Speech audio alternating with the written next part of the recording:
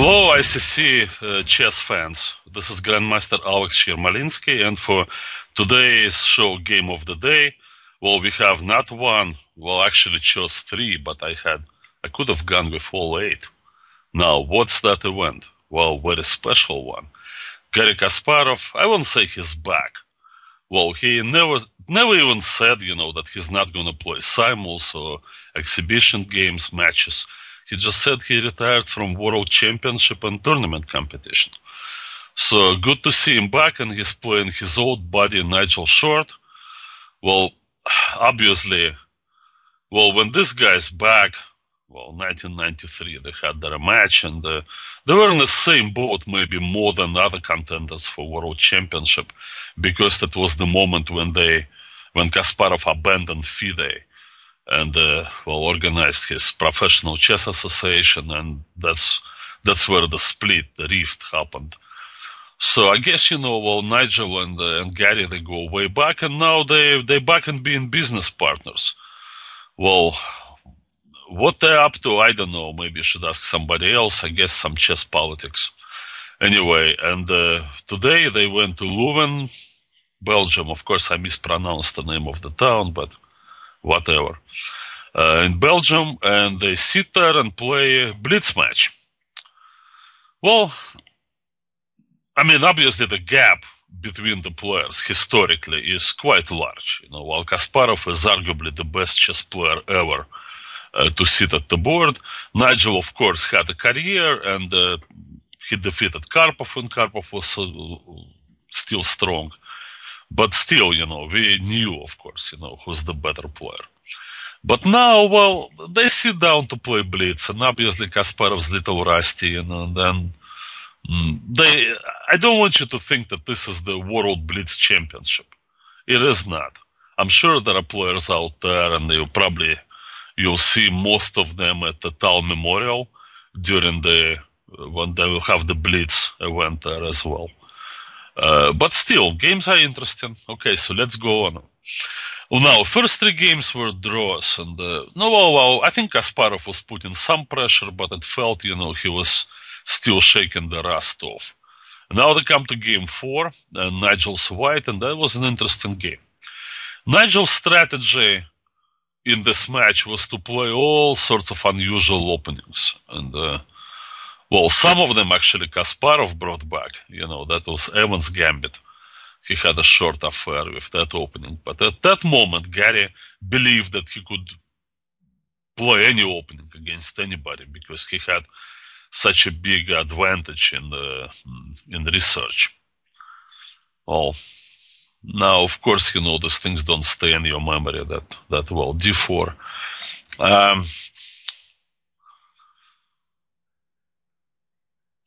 Here, I guess, E takes D4 is the risky move. That's what Kasparov played. There are other options there. D6 is one of them, played by Anand. This is an old move. It was played back in the day, with Adolf Anderson. Not to be confused with Ulf Anderson, obviously. So in this, E takes D4. Well, one of the most famous games in the history of chess, called the Evergreen game, was played between Adolf Anderson and his opponent was, I believe, Dufresne. And that game, it's hard to recall. It started like this, of course. Queen f6, I think, also was played. All these moves, and D3. Now, black can take on C3, but that's ultra risky. At least with the D3 move, he's trying to slow down the development of white's queen side. He has 2 extra pawns, so he can part with one of them. E5, logical there. Now, bishop A3. Well, there was a modern game. I believe Stuart Conquest here played knight D2. It's pretty much the same thing, and then rook E1, and is trying to bring the knight to E4.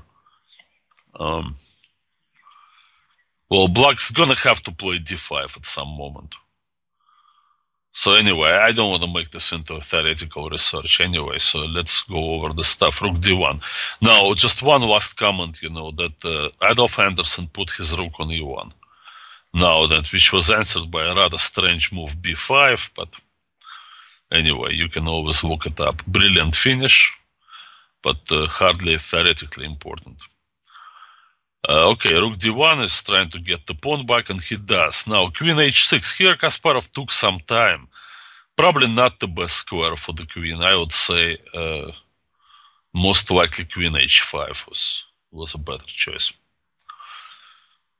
Now, what develops in d5. No, okay, well, it's been known for a long time that against those gambits, you have to strike in the center and get your pieces developed, and not to try to hold on into the pawns. Now, here, besides knight e4, Nigel could have played knight c4. Probably he didn't like bishop e6, but he can play queen b5 and pin. It's maybe one of the difference when the queen on h5 would have been better off. Here, white appears to have a decent chance of winning that d6 pawn back. Will he be better then? Possibly. Well, knight e4, and that... No, well, the idea is, of course, to use the position of the black queen. And here, one of the ways was to play knight g5. That's indicating... Yes, but black can play some moves here. f5, no, now c4. I'm not sure about this position. Seems like white's getting something going, because he's going to blast open that b3, g8 diagonal. So that it wants some tempo there. Instead, Nigel went knight g3 and started chasing that queen. Well, took the pawn, queen b1. This is very reasonable play for blitz. I don't get me wrong, and I actually admire quality of play, particularly in this game. Up to this point, white gives the second pawn, but he's got the bishops lined up against the king. Queen b4 maybe wasn't the best.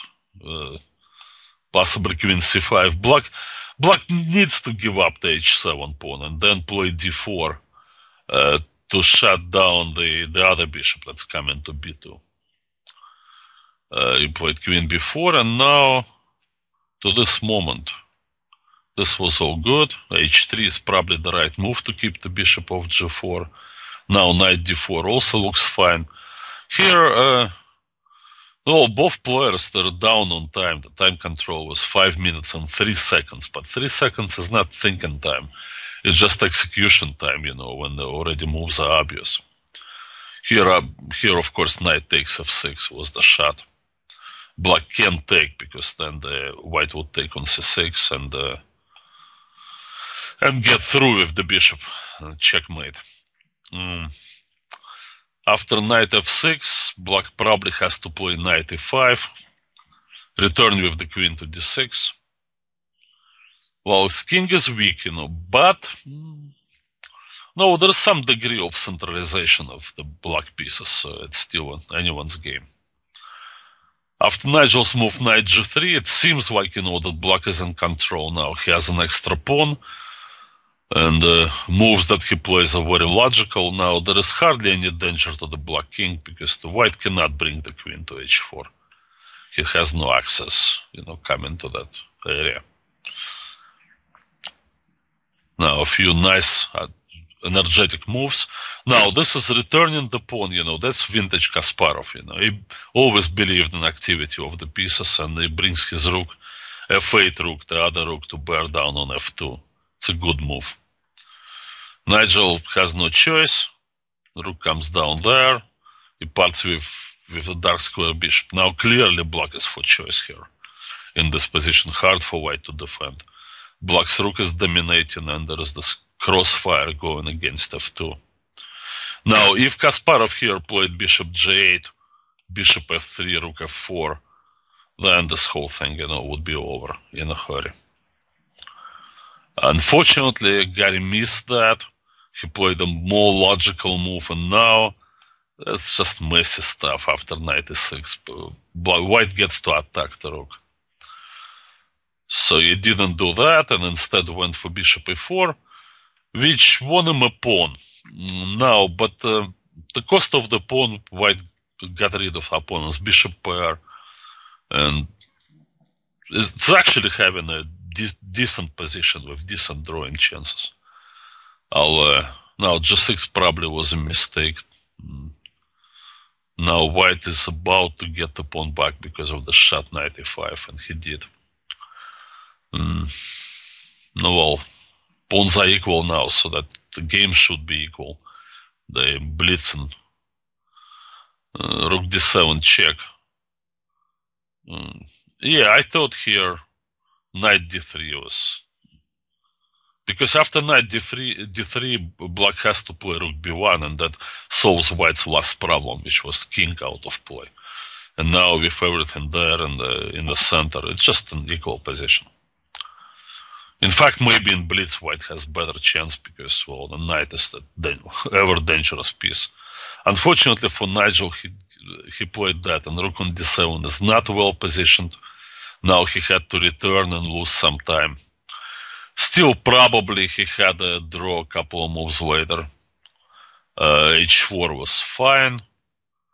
b5 there takes... Yeah, g5 check. That's a big error. That makes the pawns weaker. He had to play this move knight f4, and now in the same continuation, white is safe in the pawn endgame because he always gets to play h5, and his king is in the square of the b pawn. But it didn't happen. After g5, the same line. Very unfortunate for Nigel.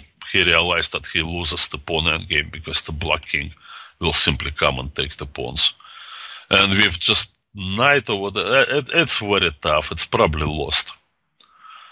Couldn't trouble Kasparov on the clock either, and finished it with a blunder.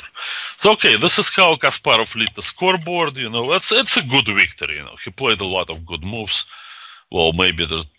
But I thought it was the turning point, and I really didn't think, that there would be any kind of contest in this match. But, well, Nigel proved me wrong. Look what happened there, First of all, he lost game 5. Then he won game 6 using the king's gambit. And then in game 7, still down by a point, he goes all Tony Miles. Nobody would call these guys friends. Well, they're compatriots, obviously, both Englishmen. Remember when Tony Miles used a6 to defeat Karpov once? Well, now, b5. No, Kasparov played a very good opening, which probably wasn't difficult for him to do this kind of stuff. Now, I always thought of this a6 b5 opening as that black gets like the Roy Lopez kind of thing, but he's down a few moves because white doesn't have to circle around with the bishop coming back like this, as they often do. So I don't really see much sense in playing it. Here, Nigel decided to take the game into the French, which is structure, which is his favorite opening, but obviously here there's hardly any counterplay available for white. So black had to open. For black, white has a great position here. So they played a bunch of moves. Now, the major problem, that black has is that he put his knight on a nice square, but he hasn't developed his king side, and it's too late now because white has access there with the queen, and the bishops are in the king side. So it's impossible to castle, I assume. He went king d7. Well, few castles, queen g4. Well, what, king h8? I don't know, there's knight f4. These pieces begin to flood in a big way. Bad position for black, of course. King d7. Now, it's interesting. Now, Nigel had to put the rook on h7, so now his rooks are not coordinated. And Gary took his time. Bishop d3, h4, h5. Now, logically, he should be playing rook a1, and he had some advantage on the clock. He had over 2 minutes. and controlling the open file, and then continuing with bishop g5. But very unfortunately, bishop g5 is an outright blunder. Just missed knight d2. Well, the bad thing for white, that this kind of thing, trying to get a pawn, actually turns out even worse, I guess, when queen takes c3. Although white does have some chances after knight a6. Maybe that was a better option for white, actually. So rook on h7 is really ridiculous. But if that kind of advantage, rook out of play, it should be used very quickly, if possible. I don't know, it's an interesting possibility. Instead, Gary went that way, and eventually he went down, and Nigel played very well. He brought his king, defended against all tricks, never allowed any knight e6 or bishop g6, none of this stuff. Didn't blunder into bishop takes h5. So that was Gary's intention. And eventually, because Kasparov could not find any constructive plan, he got lower on time and had to go back. And Nigel broke through, and eventually he won the game. I won't bother you with this. You can see the rest yourself. So it all came down to game 8. And now Nigel, has the momentum, won 2 in a row, equalized the match, and has the white pieces. Now, well, if one thing known about Garry Kasparov, that this guy has been through wars, for sure.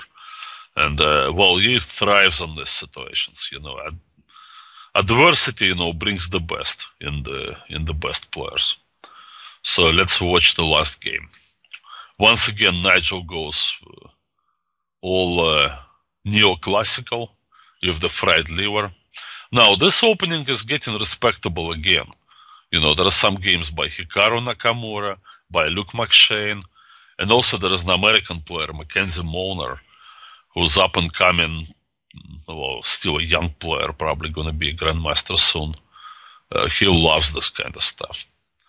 Knight d5 is the best. It's probably the best line, at least as far as I can tell. Now, so black had to use some time to get rid of the bishop and mess up the white pawns. Principled continuation here is to take on e5. That's what was played with rook a8 and d4. I think McShane played it. Somewhat more interesting here is queen c7, played in one game. Our young player, Ray Robson, when he played in Wykanzi, played against the young Dutch grandmaster, I think Van Kampen.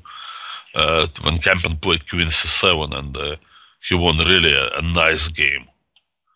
I think this is how it went, and then rook b8.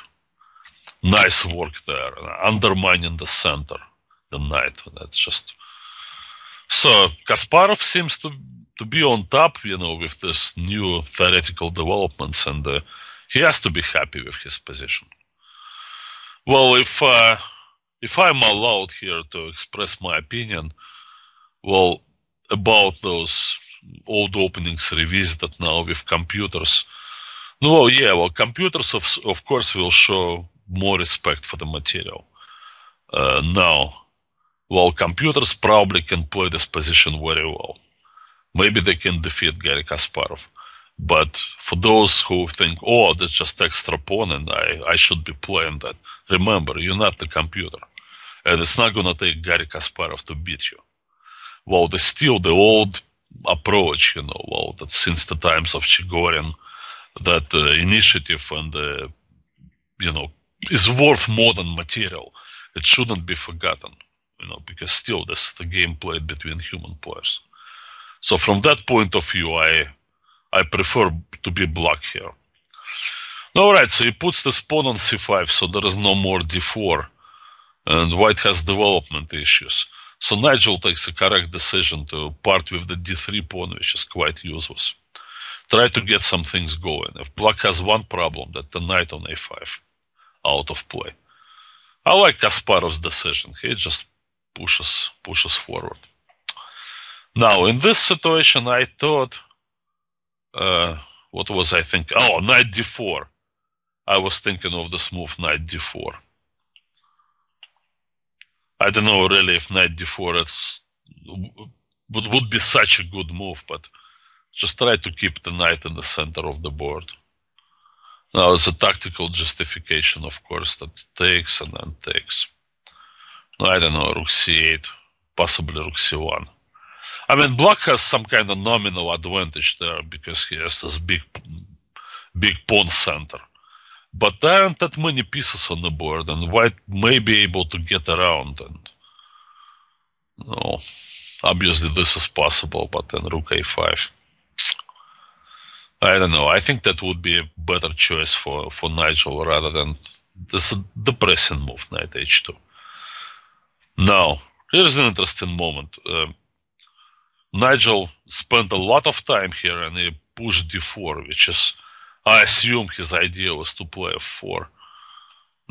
Yeah, he would get the d3 pawn, but still, white's probably near lost here, even in the endgame, because of this activity of the black pieces. It's gonna translate in some kind of attack on the second rank. However, Gary played a even more interesting move. Now, and the exchange sacrifice, he's not interested. What Kasparov interested in is e3. Now, I don't know if anyone could defend this position against Gary Kasparov. e3 is coming, white's bishop on a3 out of play, the rook on a4. I know, white's pretty much near lost here. Nigel tried to build some kind of defenses here, but it wasn't meant to be. Now, knight f4, nice use of tactics. Now, if white plays rook d4, then of course queen g5. And Kasparov very effectively used this technique of isolating the opponent's defenders from the king. So he was always talking about splitting the board in two. For this, now he uses far advanced pawn and the bishop. And now, obviously, no defenders available for g2.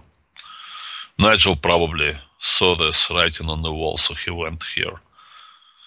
Obviously, black is getting this piece back, and the e2 pawn is total monster. Now, this was a nice trick, although, truth to tell, that there was nothing wrong with the sort of a standard way of winning. Now, I don't see a way for white to give a bishop for the e3 pawn. He's probably going to have to lose the rook for the pawn, so they'll leave him with no chances. All the Kasparov's choice isn't bad, because he won the exchange. And now he needs just some kind of final infiltration there. Probably could have played rook d2 in this position, but he preferred something like this. And then a few moves. Now black is a full rook ahead. Obviously, the two pawns, they never provide with enough compensation for a rook. Besides, the attack keeps on raging on. Checkmate is threatening. Well, it's kind of telling, that in this position Nigel resigned the match. Well, rather deserving victory for Kasparov. I think, he's still the better player of the two. And if Nigel played a good match, I'm impressed, with his offbeat openings and his, never say die attitude. He really posed some problems for Kasparov in the match, but all in all, we saw glimpses of former glory. Maybe not in complete games, but it's blitz. But you could tell that there was a day when this guy, Garry Kasparov, was undisputedly the best player in the world. Will we see Kasparov again? Well, I don't believe we're going to see him competing with the younger generation of players in regular tournaments, Grand Slam, whatnot. We may see him, and I wish we see him more playing exhibition events and, showing his brilliant skill on the chessboard. With that, I would like to round up my report. I enjoy watching these blitz games a lot. This was Grandmaster Alexei Yermolinsky. It helped us to tide over while the players in Bilbao had a rest day. I don't mean to say that Garry Kasparov is a sideshow, It's a good halftime show, put it this way. This is like the Rolling Stones coming to play halftime Super Bowl. Good stuff. Thank you, Gary, and thank you, Nigel, for doing this. And thank you all for watching. This is Alex Yermolinsky. And so what we have done is I have divided the questions into two sets. So one are more general questions, one are more related to development of chess. So first question is, what are your goals for the next 10 years? Basically, do you ever think of coming out of retirement and again playing chess, or? As I know, I have no plans of returning to active chess. Okay. It's over. It was a very glorious, maybe the most glorious part of my life, but it's behind me. I think the 10 years period is probably a very long period for anyone to make plans. Mm-hmm. So we should probably look for sort of short periods and just to make realistic goals. I'm very busy now in pushing chess into educational system around the world. I had Kasparov Chess Foundation in the United States, operating from 2002, and now there's more to accomplish around the world. So I started one here in Europe, in Brussels, and more foundations to be formed early next year. For South America, Sao Paulo, hopefully Africa, in Johannesburg. I have a number of presentations for education ministers. The first one in time is the Abu Dhabi. Yeah, there are more interest, growing interest for having chess as a part of this new computerized education system in countries like Turkey, where computers being actually not gradually, massively introduced into the classroom. Mm. I just returned from the Republic of Georgia, not to miss, was the state of Georgia, Republic of Georgia, right, where I had a presentation for the parliament and full support of the political leadership. And Georgia has probably one of the highest penetration rates of internet in Europe, if not the highest. Okay. All schools, they have internet, they have computers given as a present to the first graders, and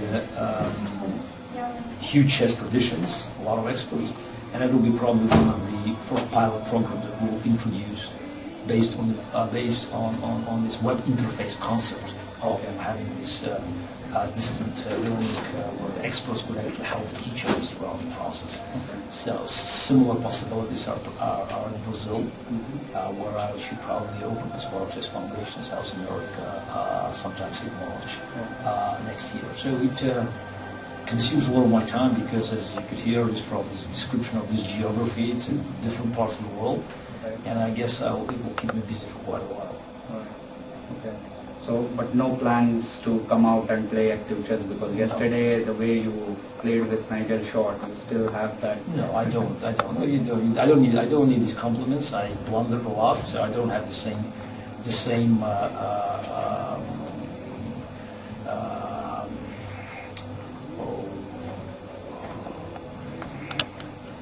hold the position, which is natural. So after so many years of retirement, so we just lose some of your instincts, which is absolutely natural. I don't think there's anything wrong about it. So also, I would probably prefer, just to be more precise while playing chess. And I, as I've said many times, I want. It's my intention just to limit my chess playing. Your exceptionally profound involvement in the game of chess as such has impacted your day-to-day life? It's very difficult because I have to travel a lot. It hurts my, private life inevitably. I want to see my kids more often.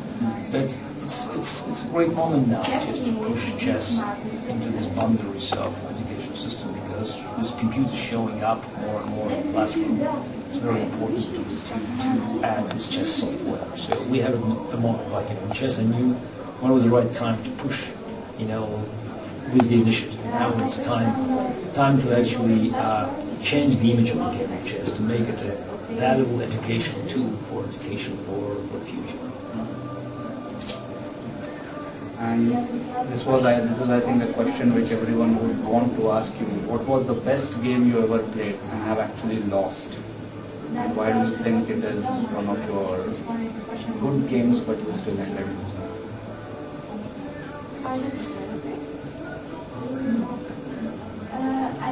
I think the game, look at the quality, the game that I played really well, and that could be a great game if I didn't make 3 terrible moves just before time control. Game 18, when I played against Karpov in rematch, London, Leningrad, I was playing in Leningrad.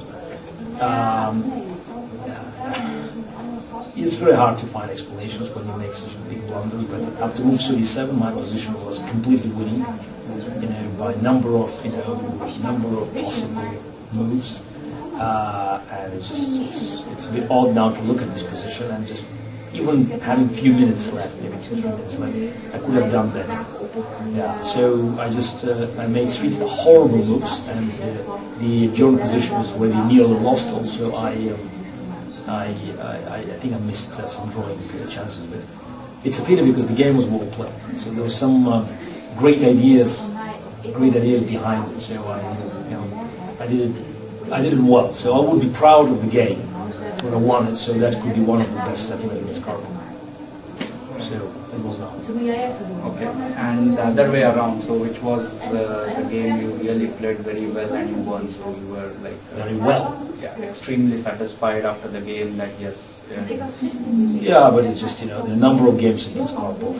Game 24, 85, game 16, of course, which is considered to be my son the best game I ever played. The game was Topalov, so it's more recent. So those would be my first choices. Portish and Nikšić, 1983. Also, unfortunately, when I looked with the computer, so before move Bishop takes G7, and that's part of my new book, Gary Kasparov, Chess Career. Okay. So Bishop G7 is not the cleanest option from the computer's point of view. Also, it's good enough. It's winning, but there are other moves like Rook H5 at 92 for those who looked at the game. So they can just and then some of these moves are a bit odd. Like 92 is just it's a very unhuman move, but it's also winning. Right. And any memorable tournament you have where it just sticks out of the rest of the tournaments you have played, so very memorable for you? Any particular tournament in your career? Look, I had plenty of great victories. Right. Yeah, so I wouldn't be sticking to any one given event. So I have dozens and dozens of tournament victories. Some of them were very impressive. You can split them by periods. So there were great victories in Linares, 92, 93. Yes. Yeah, 93 probably one of the most impressive finishes in my life. So in the last 5 rounds, I made 4.5 out of 5, and I drew with Shirov, and I beat Anna, Karpov, Gelfand, and Kamsky. It's very hard to imagine it was a better collection. So that's of course the Kanzei 99. This is the longest year, 7 wins in a row. Yes. Also, the list of the opponents were less impressive than just the Linares. I believe Topalov was there in 99. 99, yes. It was part of this, 7 games winning streak. Right. Okay. And you had previously mentioned that you have some secret chess strategies which you have not yet disclosed, probably your strategies or chess secrets or the way you train. My database is my own database. So I share those with Magnus when I work with him. Okay. Now it's just I'm gradually upgrading it because I'm still working. Not, of course, very with the same dedication and passion as before. Okay, actually, passion is maybe still there because I love it. Yes, I analyze the games. Just for instance, I didn't have much time to work for our match with Nigel, but I just did some research in some gambits. Just to it was a nice exercise. I wish I could have real time just to work for the event because I don't play and just some of my instincts lost. But I had just I had to go to listen to the presentation in parallel. So it's either you work on professional chess or you do other things. Right. So I still like to play some exhibition matches. Also, just yesterday it was just too much pressure for my nerve system now. I'm no longer adjusting my body for this kind of pressure. But it was just very funny that some people even saw the same outfit on the picture. Yes, this is the Stoll's book, so I had the same tie and the sweater. As my mother actually sent it from Moscow, special, just to give a little bit of just all flavor. Maybe it helped. That's very nice. So you had some extra blessings. Yeah, exactly. Just to at least so from this old outfit, just to. Maybe it helped in the game 8, just to recover some of the great moments. Right, but in a way that means you were prepared for his gambit openings, I believe. Yeah, the funny thing is that I did some preparation for the gambits, some of course. I just didn't look for bishop c4 in king's gambit, so I just he wouldn't allow to give check on h4. Actually, I had to consider it, but I didn't have much time, so I knew about it. It's the only game when I just was caught up prepared. So and I got at one point decent position at one point, no time left. But otherwise, I just did the game 8. So I did. Game 8 was brilliant. I analyzed. Okay, I had to take on d5, and I did some analysis of the official theory. There's a game in Nigel Sarkisian, and I found a clear improvement that black was out of any danger. So I did some studies of gambits. Now I knew Nigel would play gambits because he likes them, and I think it's just also just very much his style, and I did study king gambit. It was knight f4, so that's for sure. Yes, so that was part of the preparation. Right. But still, it's not the same as you do before because you do preparation, but not the same instincts because for you it's not your entire life. So it's just. When I prepared for big matches, I knew that was everything I had to do. Now, it's not the same. Okay. If you have to choose one player out of all your predecessors, one who was the best in opening, best in middle games, best in end games. I'm always dismissing questions about one best player. So I think it's just totally unfounded. So this is just it's very amateurish. Something like give me a tip, give me the best name. No, I mean it's people acted in a very different time, different conditions. There were some of them were slightly better here or there, but at the end of the day, every world champion pushed chess, knowledge of the game of chess. So trying to identify who did most, I think is just diminishing. And what would you recommend to improve the overall image of the game, chess? So would you recommend having dedicated TV channels like ESPN Sports, for example, like in but it's chicken and egg. You have TV channel when the game is popular enough. So right. I think it's about working aggressively on actually telling the truth about the game of chess. Truth, I mean the facts that chess has been played all over the world. It's very popular. There are many schools that are being, that have been using chess as an educational tool. There are, if you look around, there are many companies using chess for advertising purposes, chess images, chess pieces. You have many Hollywood movies. So chess is a game that is considered by many not just a novel, old-fashioned game, but also an ultimate test for intellect. So it's about promotion. But I don't want to sound very political, but if you have FIDE leadership, that talks about aliens, then how can you promote the game that it's just anybody. If you go to any corporation, anybody who wants to do something with chess, just looks at Google it, and the first thing you find out is illusion of story about aliens and other things that demonstrate that chess is for crazies. So one of the problems is the lack of the comprehensive leadership that would help chess to gain new grounds. Right. Actually, that was going to be a follow-up question, that how does Fides or Illuminov's plan fit into taking the image of chess to a more wider audience? No, Illuminov's presence in FIDE is the greatest destruction that ever happened to the game of chess, and I'm happy that the United States Chess Federation was very much behind our efforts with Anatoly Karpov to change it. We didn't succeed, but it doesn't mean that we should stop, because as long as Illuminov and his cronies they stay on top, chess will never recover. Now, currently players use all these games databases and varieties of chess engines and all other chess software. So how do you think the chess software is going to evolve in the next maybe 5 years or 10 years, and how is it going to change the style the super grandmasters play or the best? No, it's already changing, because they learn a lot from the computers, and it's just, they have more and more this geometrical mentality. So they look at the position from the computers, through the computer eyes. Mm-hmm. If you can say that. And everybody is using an engine while analyzing. So it's subconsciously, but you are being swamped by the power of the machine.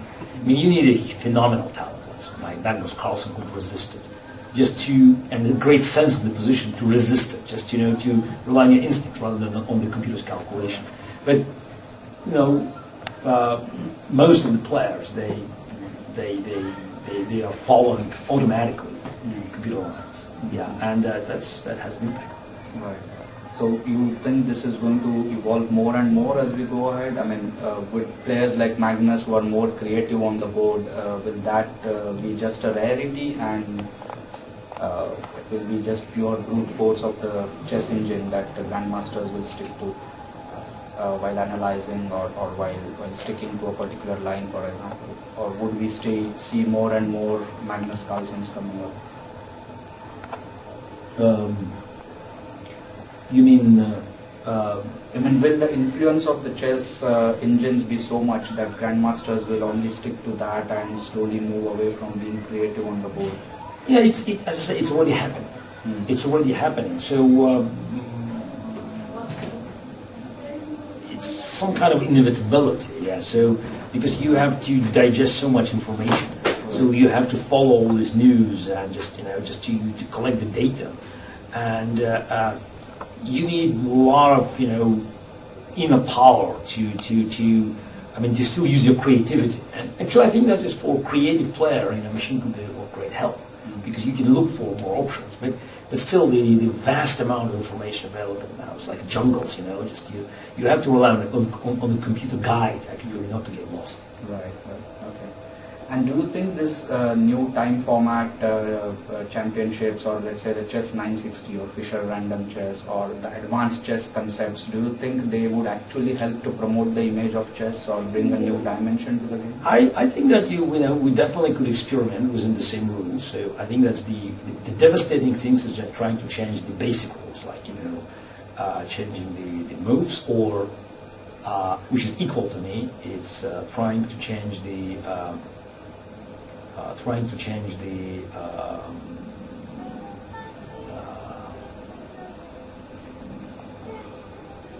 the game outcome, like eliminating draws. That's the greatest idea now. Just created by Fides. So let's not have the draws anymore. As for Fischer Random or similar ideas, I'm very much in favor. I think it's, again, let's be very specific. So Fischer Random in its purity, it's probably not such a great idea, because in my view, it's just it creates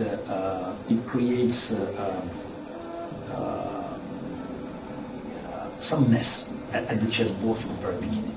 Because out of 960, 95% of positions, they are quite right.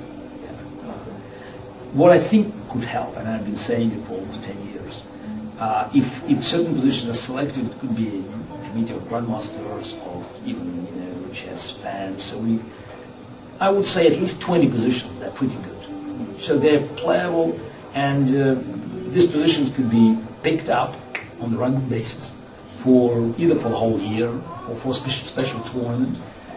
It could be announced in advance, but in just short in advance, so just a week or two, and then if you want, you can play the whole year. Even 1 year is not enough to come up with a comprehensive theory, but it adds a component, analytical component, which is very important. Starting from the scratch is wrong. I mean, it eliminates a very important element of the chess beauty. When you start preparing, just looking for some strategies, you will not do much. But at least you will be able to start from just it's an unknown territory, and you can start working out some kind of decent strategy for games to look real. I mean, just not to have pawns blunder at move 10 or even 5, which happens. Just because certain geometry could be totally alien to our eyes. When you have new weaknesses, in the position. So yeah, that's my take. Do you think the internet will play a bigger role going forward? Obviously, it is now playing a huge role. We have almost all like internet chess club, or there are other chess clubs which are now almost online.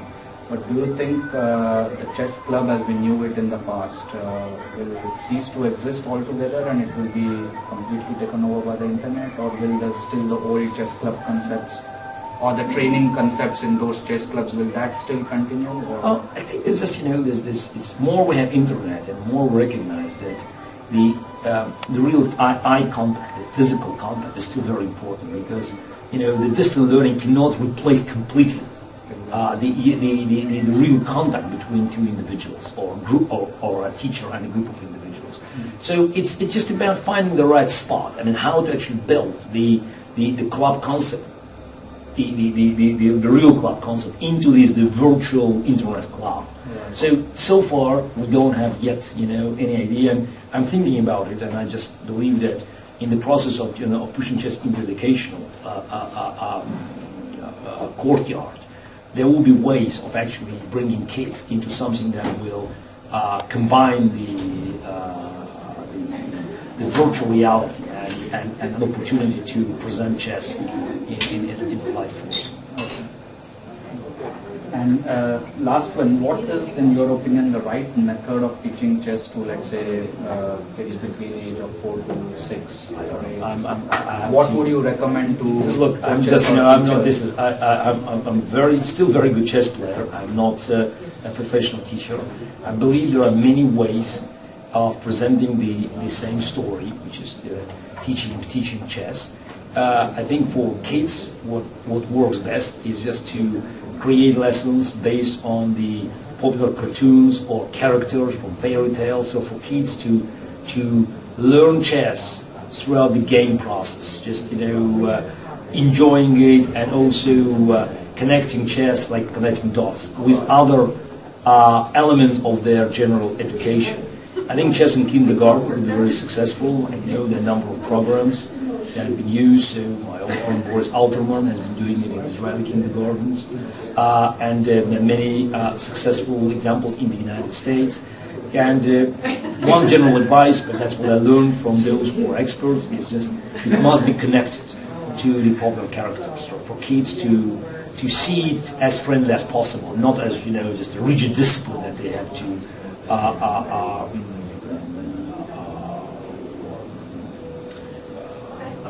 where they have to follow the rules, and sort of just to be